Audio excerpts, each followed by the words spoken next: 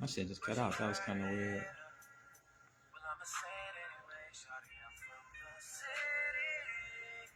I had realized yesterday evening I read the wrong date on motivation.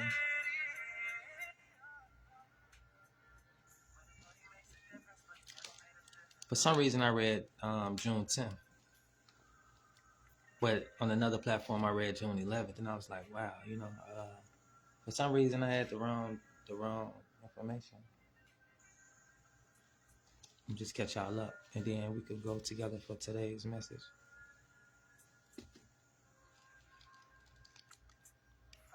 Yesterday was June 11th, 2025. Also, comment webinar if y'all want the information about these templates that I have for this new project, new website, new product launch coming soon. Trust me and don't be afraid, for I am your strength and song. Do not let fear dissipate your energy. Instead, invest your energy.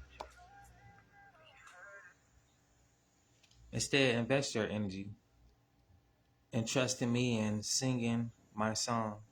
The battle for control of your mind is fierce, and years of worry have made you vulnerable to the enemy. Therefore, you need to be vigilant in guarding your thoughts. Do not despise this weakness in yourself.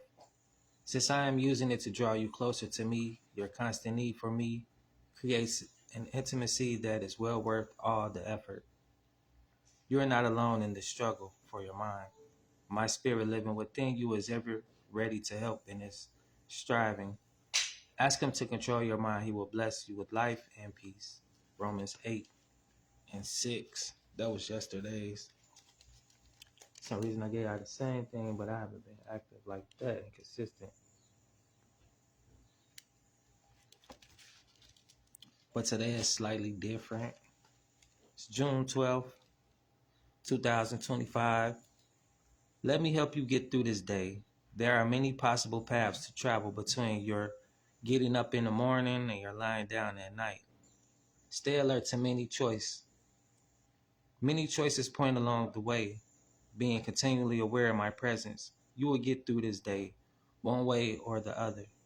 One way is to moan and groan, stumbling along with shuffling feet.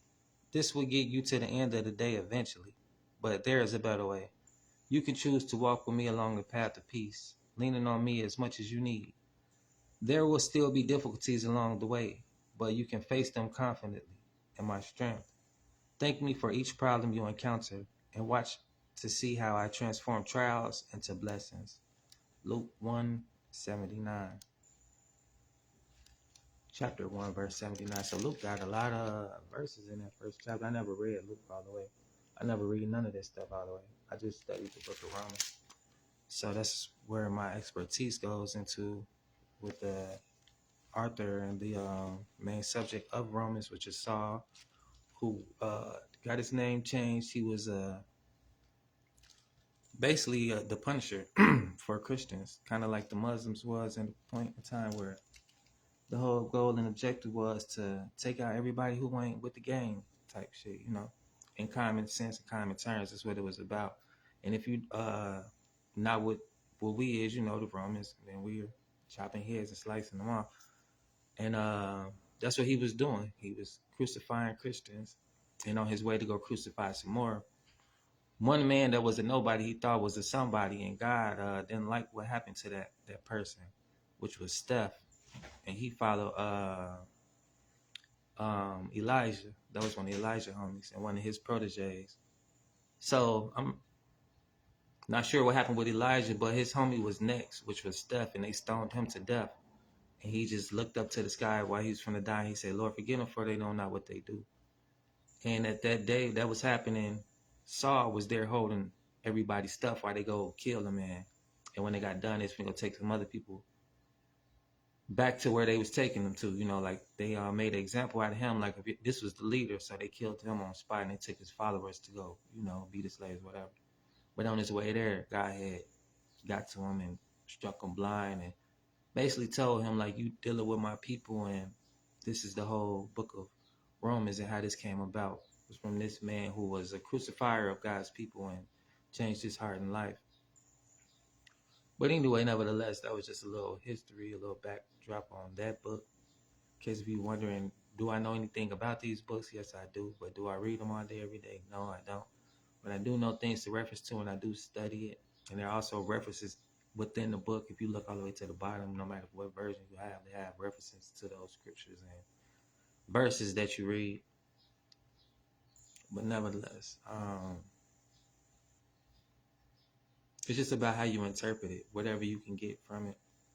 I read it with a sense of education to try to learn from it, to see what applies to my daily life and how can I use it to be all that I can be, to get through life.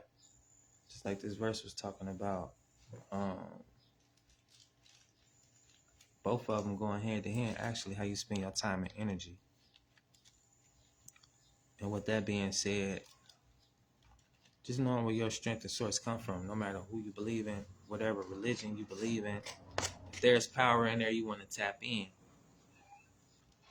And that's just what this is, not to convert or anything like that. Just bringing awareness of the power within and how it could be used to be living the life that you desire.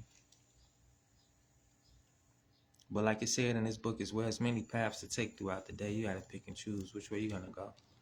By the end of this year, did you go follow your dreams or did you go stay distracted? But to each his own. You get to choose every day. Every moment we have 24 hours a day to make the best or make the worst. But the choice is yours. Peace and blessings from Team Angie.